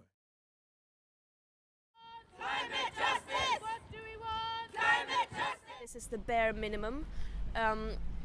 Some people say that this is a first step, but we've already had first steps, and that hasn't led us anywhere. The emissions are still increasing. We are experiencing record highs. This text is toothless, and it is nowhere even close to being sufficient to keep us within the 1.5 degree limit. It is a stab in the back for those most vulnerable, and it was undemocratic. It was signed when many island states were not in the room, and that is completely unacceptable, and we cannot talk about climate justice without having the most affected in the room. Yeah, I think this COP has once again proven that the COP processes are not working in our favor. They are not designed to solve the climate crisis. They are more working as an alibi for world leaders to say that, we signed this, and they're not actually doing anything. If the COPs would have led to anything, we would have seen results by now. There have been 28 COPs, and that has not led us anywhere, but moving still in the wrong direction. Yep, she's right. As long as we don't treat the climate crisis as a crisis, and as long as we keep lobby interests influencing these texts and these processes, we are not going to get anywhere. She's so cool. We need to address the root causes. She's so fucking cool, dude. She really is. She gets it.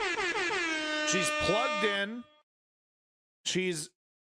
There's a difference. There's a difference between understanding social media, okay, and actually understanding the issue. She gets the issue. Okay. The only thing I've ever like really disagreed with her on, I think, is her stance on nuclear. I think she's still, pretty anti-nuclear, or maybe I'm not sure on that one. But goddamn, she really is something else. She really is something else. An absolute example of how we should be conducting ourselves as activists. Greta Thunberg, just amazing. Your dad hates her because she's effective. Conservatives hate her because she's effective. They hear her and they're intimidated. Because she's right. She's succinct. She keeps it real to the fucking point. She's just amazing.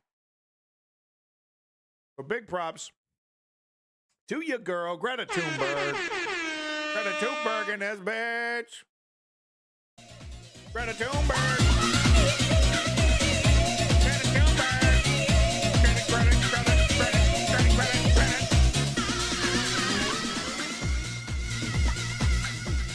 All right. U.S. Canada. I got a baby here. We'll see how long I can do this.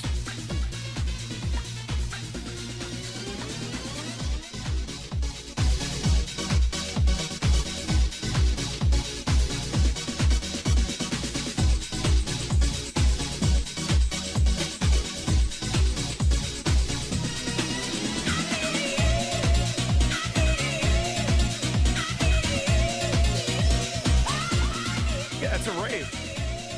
We're doing a rave. It's a rave now. We invading Canada.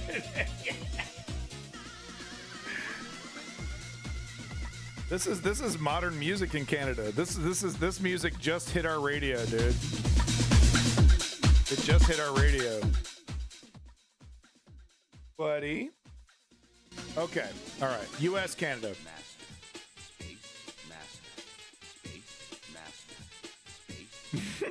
Makes me want to party. These guys look like they had a lot of fun. Can't play some Bryan Adams. I know. Well, it's the DMCA is really nasty. All right, so I wanted to start off with the story that I was talking about at the beginning of the stream. Parliament passes digital data protection bill through a voice vote. The digital data protection. Oh yeah, do you think this is about protection? No, it's about having more access to private data. This, for some reason, has pissed off MAGA, even though this is like a right-wing thing that has happened here. So I'm on humanity's side. I think every human being living in every country deserves liberty and justice for all. Just a corny son of a bitch like that. The digital data protection bill amidst protests from opposition through a voice vote. Now, the bill gives the union government immunity from legal action and powers to exempt any entities from the provisions. The bill will be sent for the president's approval. Ashmi joins us now with the contours of the bill. It went through Lok Sabha today, been cleared by the Rajya Sabha, Ashmit, and this despite the fact that many have raised concerns about some specific clauses of the data protection and privacy bill. Well, 6 years after the top court declared privacy to be a fundamental right, we're one step closer to a data protection framework. The DPDP, or the Data Protection Bill, has been ratified by both houses of the Parliament, has crossed the penultimate step, and therefore this is so one step shitty. Closer. In terms of what it entails, well, there are detailed obligations that are there for companies collecting data, which is to seek consent, which is to inform users in case of a breach. There are detailed rights and responsibilities of data users themselves. There are relaxations that have been introduced for transfer of data from one country to the other. The government will be giving a negative list of countries where data cannot be transferred. Everything else is kosher. There are relaxations in terms of age gating, relaxations for startups. There is also room for exemptions to the government. Now, while many of these aspects have been welcomed, there will also be a data protection board. While many of these aspects have been welcomed, there are also some concerns that have been raised. Concerns such as dilution of the RTI Act, dilution of the IT Act, whereby the clause that allowed for users to claim compensation has been removed. Bullshit. There are also those who have raised concerns about how the centre has given itself the power to block access to entire platforms. And then on the federal front, companies can just sell your shit now. That there is no room provided for the states to be involved, to be a part of the rule-making process. And all of these issues, these anomalies, these rights activists point out, could lead to a constitutional challenge before the top court of the country. But that, of course, will only happen once the bill turns into an act. For that to happen, the president will now have to grant the assent. And once that happens, once the bill is notified, it then becomes effective as an act. Ashwin, many thanks for joining us. Well, India now does have a data protection and privacy law. India's top auditor has flagged. Thank you, strategy member. I think you were the one that found that link for me. Thank you very much. Wow, Alan Dershowitz still out on TV, huh? How about that? How about that? Boy, it's a good thing we never got that list of all the pedophiles that Jeffrey Epstein palled around with. You know, it's a really good thing that during the Ghislaine Maxwell trial, that little black book of names was never really listed out, and we never really got any record on that. It's a good thing that happened, because we still get to have fossils. No offense, like fucking Dershowitz on TV still, when he should be shamed out of a career. When Alan Dershowitz shouldn't have a career. Look him up. Look up his associations. Oh, okay, buddy. He didn't get at least one back rub. You didn't get either one, you know? I love LA. We love it. So, hey, guys, did you know one of the chart-topping, most popular artists in America is now straight up advocating for Hitler and Nazis and just like unironically running around in Klan hoods? You guys know that? Anyway, his name's Kanye West, and this bespeckled, flanneled fella here, who I've never heard of. I've never seen this man before in my life. Is going to tell us about Kanye West, who's now, I mean, he's just like, hey guys, he's like the 14-year-old who, you know, his mom left him on the internet for too long. Hey guys, you ever heard of Hitler? Wow. He's a total fucking joke. But anyway, Fantano here has a great rundown.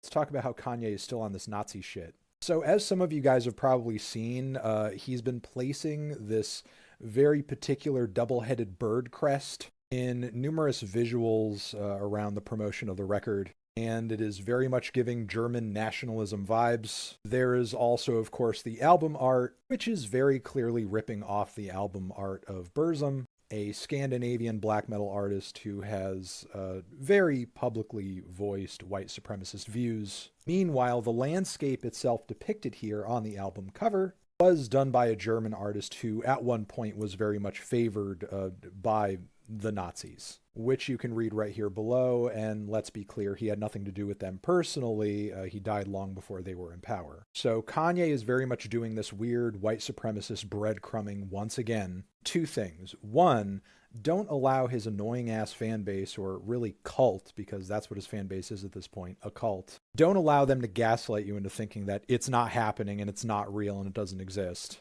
It is real. And two, why is Kanye doing this? And it's got to be for one of two reasons. One, Kanye not too long ago went on that whole, white supremacist jaunt where he was palling around with white supremacists and endorsing Hitler. And now he just wants to work racist symbolism into his art as a means of maybe disarming any criticisms that people might still have around it, which honestly only an idiot would fall for, and is a coward's way of kind of stepping around the necessity to apologize for and fess up to the things that you said and the things that you did. And the other possible option is that he actually believes in this stuff and thinks it's true. Either way, it's not good. Fantano, thank you so much.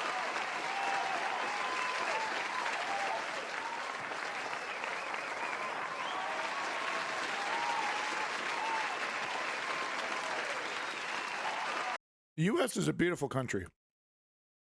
Every country is a beautiful country. All right. Sorry about that, folks. I'm getting a little lunch here.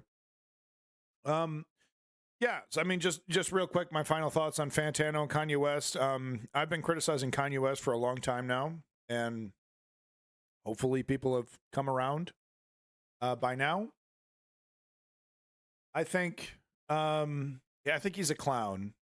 I mean, I am worried about the millions of fans that he still has and his, you know, and how impressionable they are. Honestly, though, they're not. They're into it for the music. They're not into it for the politics. Like the politics is like the edgy cherry on top. So if the music sucks, then the fans are going to leave. So, and hopefully that's the case. I'm not going to listen to this album. Maybe I should listen to it in my own time, give you my opinion on it. I'm sure it's trash. But, you know, maybe that's the case, that this music just sucks. Because that's really the only thing Kanye is good at, is making a nice sounding beat. So, blacks for white supremacy? Brilliant. Yeah.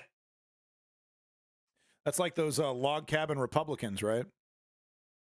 Welcome back, Zeo Duke and Clutch Cargo. The actual cities and in the infrastructure. I mean, you know, there's a lot of, you know, ugly spots, but, you know, there's a lot of beautiful people in those ugly places in America. And that's just the case everywhere. There's a lot of beautiful people in some of the most ugliest places in the world. We gotta be thinking global. Leftists need to be thinking global. This whole, we got all the technology now. We have the capabilities to be a successful global movement of real progressive change, real democracy. We can do this. So speaking of democracy, let's talk about a border wall, which is sure to work. These walls always work, folks. They work really, really well. U.S.-Mexico border wall, quote unquote, easily defeated by humans, disastrous for wildlife. So let's go ahead and finish it. Yeah, Zeo Duke, I'm back at home. Yeah, so this is great. Let's go ahead and finish this. In fact, isn't Joe Biden, didn't I report on that a couple months ago? Joe Biden putting money into finishing Trump's border wall? Correct me if I'm wrong on that one. Maybe I'm smoking crack. But isn't that what the case is here? Anyway, U.S.-Mexico border wall easily defeated by humans, disastrous for wildlife. Let's keep building it, folks. It works. It works. Oh, Aldous. Aldous Huxley's a fucking genius.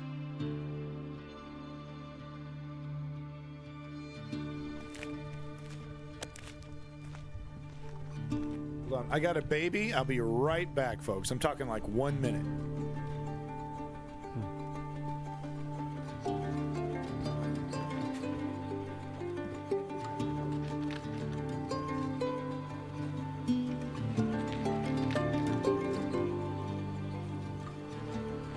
This structure stops the migrations of almost every species of wildlife larger than a pocket mouse. It cuts off migratory routes, and it really slices this connected ecosystem into two.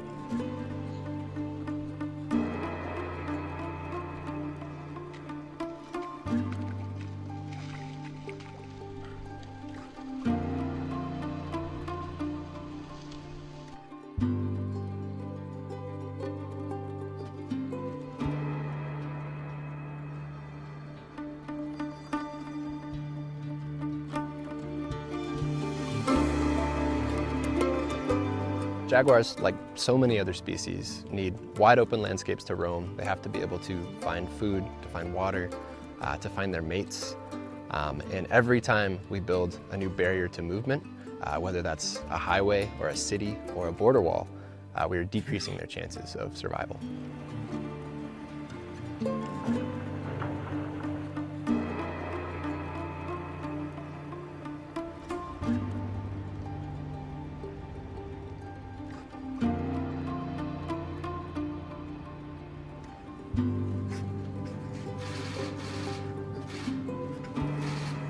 Okay. He halted the expansion. Okay. Ah, there it is. There it is. There it fucking is, man. There it is, dude. Can the neoliberals go away, please? Can they fucking please go away? Authorize construction to restart Joe Biden. Joe Biden on Trump's absurd wall that doesn't work, that's already falling apart. If progressives don't take over this party, this Democratic neoliberal party, and then kick back and sit back while they open the door for fascism to come on in, who will be to blame? Huh? And then you're like, oh, well, you shouldn't blame the powerless. We're not powerless. As a group, when you get a bunch of us together, we're all of a sudden a movement. And man, we got to do better. We got to do better. 24/7 MSNBC is riding Joe Biden's balls, right? And you'll hear maybe 5 seconds of this, and then right back to the gobble snobbling. You know what I mean? Just made that up. These walls are easily defeated with an angle grinder you can buy at Home Depot. They're not stopping people from coming here. What they are stopping is wildlife, is animals. Great. Awesome. It doesn't work, it's ugly, and it hurts the environment. It's a goddamn trifecta of bullshit.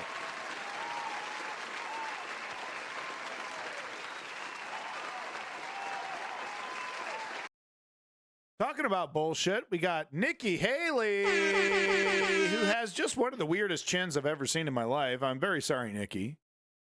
Nikki Haley makes final push as Iowa caucus approaches. Final push for what? Oh, president kind of small? Oh, president. I'd like to be president, please. No.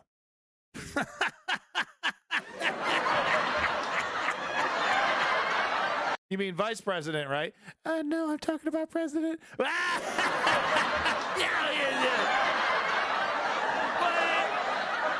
Not happening. Not in this party. Not in this party. By the way, look up Nikki Haley. She is a monster when it comes to labor rights. He's sexy. Oh, hey, you got me. Cool it with the anti-Semitic remarks. Criticizing Nikki's right-wing leanings definitely does make me a sexist. That is 100% true. Only a few, but she's behind Meatball Ron.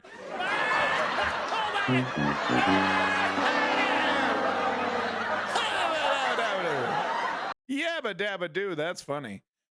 But no, go ahead and look up her record on labor rights. Apparently, did you know workers? It's cool if workers are like slaves almost.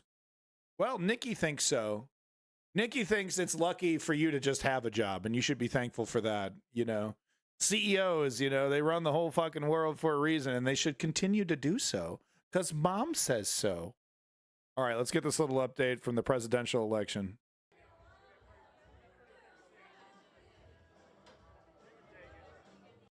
Was getting weirder. Her position is solidified, but that doesn't mean she's gaining ground. Right. So she hasn't lost traction, but I think a fair statement would be to say it's hard to demonstrate material progress, at least in terms of polling results.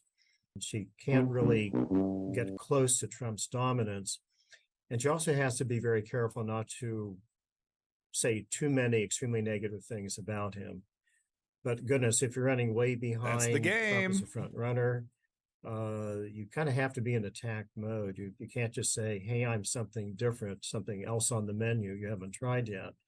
That only gets you so far. Yeah. People have to have something really viscerally positive to go for. It's almost as though his... So pathetic. I mean, look at the messaging. It's just a fucking... Reclaim the American dream. Biden has been in charge for like 3 years.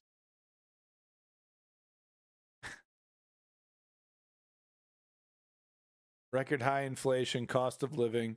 I mean, it is interesting though, because what is the neoliberal response to these criticisms? So it's hard to read here. I'll read it. Biden failed America. 4 more years means record high inflation and cost of living. Can you tell me without looking it up what the neoliberal Democratic plan for high inflation and cost of living is? Can you? positive to vote for. It's almost as though that is Trump's base of support is baked in, and Haley and to a lesser extent DeSantis are kind of nibbling on the crumbs of what Trump otherwise is consuming. I think it's fair to say that between Trump and DeSantis, there's not a lot of room there to use culture war rhetoric as your main campaign theme. So she's running on confidence and not being, trying to think of a polite word, not as strange, let's say, as either Trump or DeSantis. So she's trying to be the adult voice in the room, I think you could argue. The adult voice in the room. Meanwhile, her voters want juvenile antics. You know, they want juvenile racism. That's what her voters want. Meanwhile, she's trying to what? Be like mom, you know? Like I said, like mom. I might have to stand up here, folks, because he likes it when I stand up.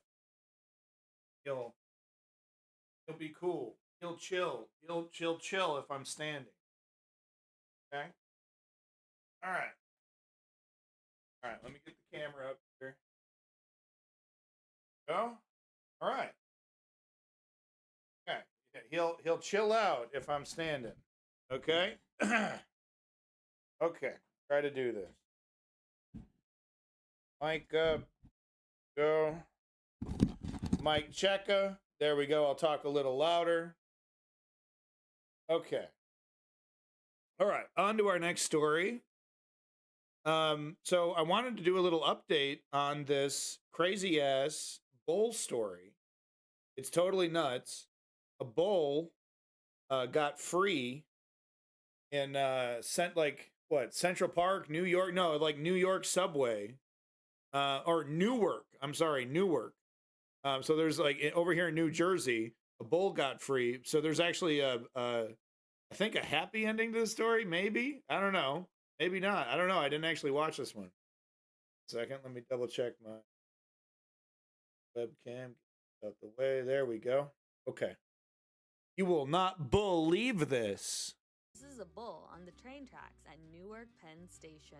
This beefy boy, now named Ricardo, slowed rail traffic for nearly an hour before being captured by authorities. It's unclear where the bull came from, but the big guy certainly did not seem eager to go back. He's got some big brands on him and bloody marks from them branding him, and he's probably had a rough life a little bit. He has to go through a lot of tests now before he can get near any other animals. No one was hurt, and Ricardo will now live out the rest of his life at a local animal sanctuary. Believe it or not, this is a bull on the train tracks at Newark Penn Station. This beefy boy, now named Ricardo, slowed rail traffic for nearly an hour before being captured by authorities. It's unclear where the... Well, that's great news. That's great news. That's awesome. That's some happy news, guys. I didn't even know it. I wasn't sure what happened to Ricardo there. He got a name, and he got to go to an animal shelter. It looks like he was being abused, which is really terrible. But he got the hell out of there, so good job, Ricardo. All right, folks. So we're not going to watch the whole video here. Oh, he just burped. Hey, buddy, good job. Yeah. Yeah. So yeah, we're not going to watch the whole video here. Maybe we will if it's interesting. But there is something really interesting happened in Canada. Let me just turn up my mic just a touch here. Strong Ricardo. Yeah, I should write a children's book about Ricardo. But you know, in a surprise move, the Canadian government has announced, and maybe just the BC government, that they are going to use a wartime law that allows home builders to use an expedited process with like pre-selected, like prefabricated blueprints, like the old Kmart houses. So you select from a limited menu, but then you get expedited through without a lot of red tape and fines. And you can build a house instead of like 2 to 3 years. It can take less than a year to get through all the red tape to build a house. So it's pretty interesting. Oh, we were okay. Well, let me know if it's too loud then. So this is actually very interesting, and I wanted to know more about this myself. So let's play it. The approval to start building a house. Was that a little loud? Holy shit balls. I'm so sorry. I'm so sorry. I'm so sorry. Guys, this is very difficult. In Canada. Anywhere from a year and a I'm so sorry, guys. I'm very sorry about that. half to almost 3 years on average. Look at how long it takes just to get the approval to start building a house in Canada. Anywhere from a year and a half to almost 3 years on average in some of Canada's biggest cities. Politicians of all stripes from all levels of government seem to agree that holdup is a huge part of why we are where we are today. We need to build more homes faster. And faster than ever before. We have young people living on the streets. Pleading for housing options that are within reach. It's a supply and demand issue. If we do not build more housing, this will get worse. But the federal government says it has a solution, one that worked 80 years ago when it helped build tens of thousands of houses really fast and really cheap. But how realistic is that today? Will reviving Canada's so-called wartime housing plan actually speed up builds?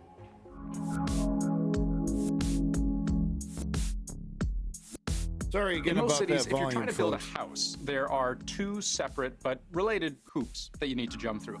One is to follow the local zoning rules, which I'll get to in a moment. But two is to get a building permit.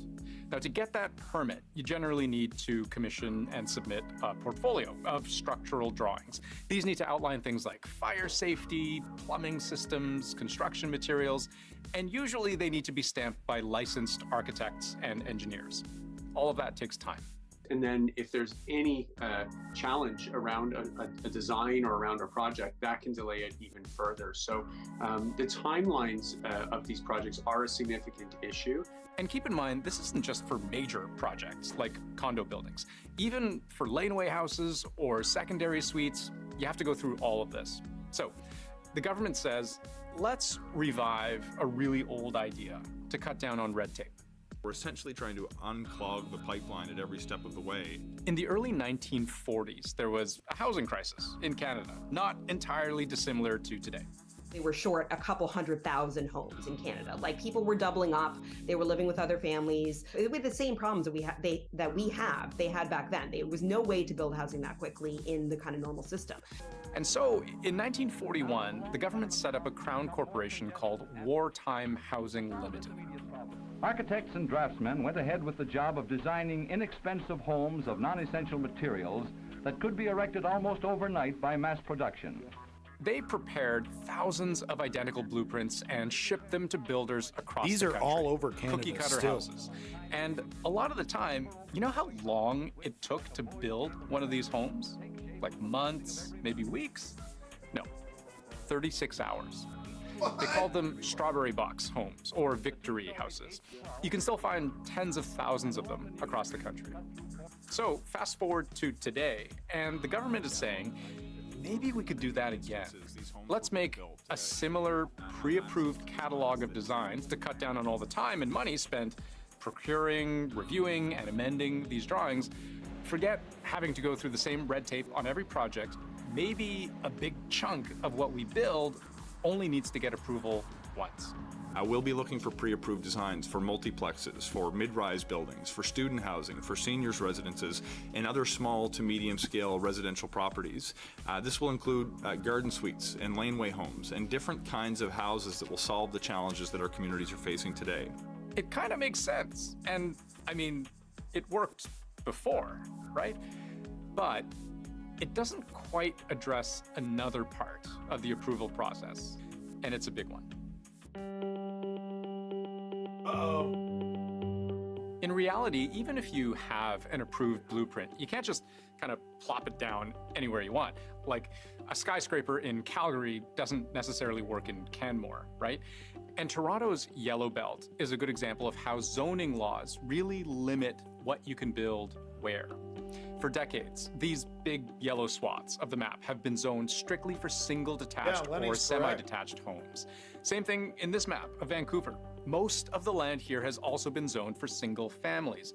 Now, Recently, both cities loosened those rules a bit, making it easier to build things like duplexes or triplexes in those areas. But to build anything else, you need either public consultations or actual changes to the bylaws, which can be a lengthy and expensive process. And the bigger the project, the more rules apply. There are many studies that are required for a project, and in particular larger multi-unit residential buildings, everything ranging from engineering and architecture to shadow studies, tree canopy studies, runoff studies, traffic studies. It can be extensive. Zoning rules also often specify things like parking requirements, how close you can build to the sidewalk or to other buildings, how tall your building can be, what kinds of shadows you can cast. And then there's also neighbors. And if neighbors have opposition to your project, then that can also take significant amount of time. Basically, lots of cities have lots of different constraints. And not just... Okay, so there's some challenges here, but this could be a good thing. So this could be a really good thing. So I just wanted to bring this up. You know, maybe Canadians might see a little relief in the housing market. Once again, very sorry about that volume. It kind of mouse slipped on there. All right, folks. Well, there you go. That's my U.S.-Canada news. I really should not proceed. I really should take care of the kiddo here. So we're going to have to pick up the rest of our news, Ukraine and Gaza, on Saturday's stream. And I'm sorry about that. I know. But it's only going to get worse. I got to feed him. He's getting antsy. Okay. It's only downhill from here, folks. Look, you see how he's acting already? You see how he's acting already? I got to take care of my boy. Take care of my boy.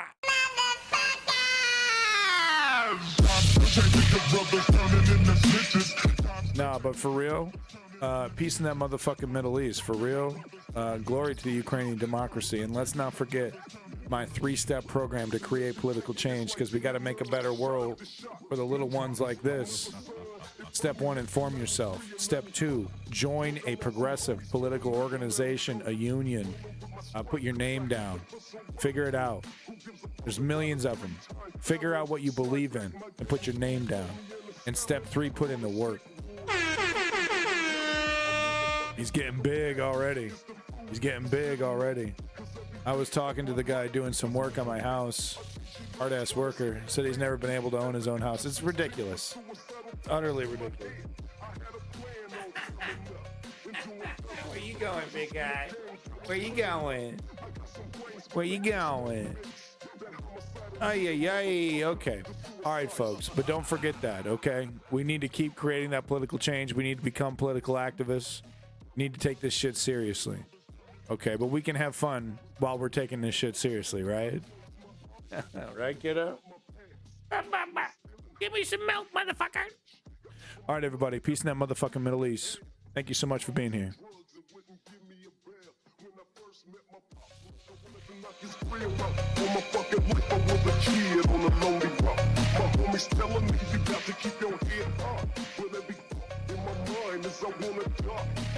Thank you, everybody. Lenny, Zio Duke, Davey, Clutch Cargo, Chem Goblin, all y'all.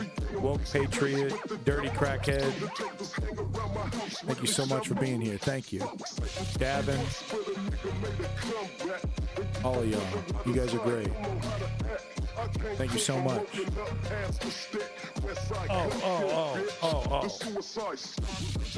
Just trying to give some props out, kiddo. I want some milk. OG Lee, thank you, OG Lee. You the man, OG Lee. Rob, thank you, Rob. Thank you for coming in, Rob. Thank you so much, folks. Take care of yourself. Bye-bye. Gonna go drink some milk now.